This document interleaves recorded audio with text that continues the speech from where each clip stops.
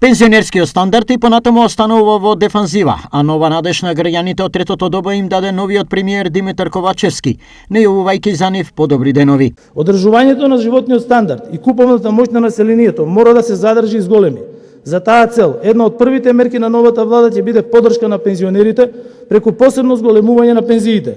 Остануваме посветени и на подобрување на понатамошниот модел за редовно усогласување на пензиите.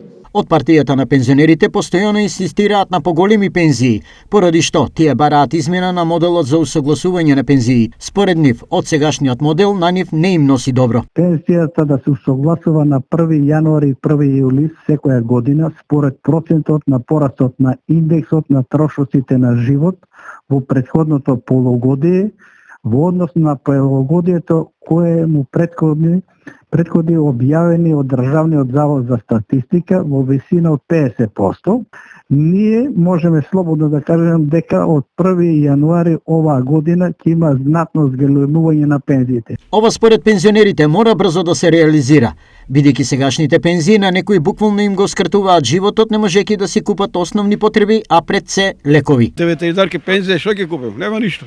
По 2000 дења да даме за лекови. И ќе каде е крајот? Зимаме од децата. Децата работат зима од нив да ни земат лекови. Па не стигнуват. Тешко зависи кој колку пензија зима. Со малите пензии тешко се излева на крај. А со поголемите излеват на крај.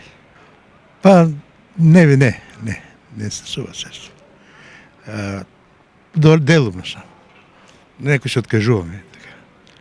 Лекарства и како искрена, така и лекарства. Ама добро, некако прекаруваме, што викат. Не.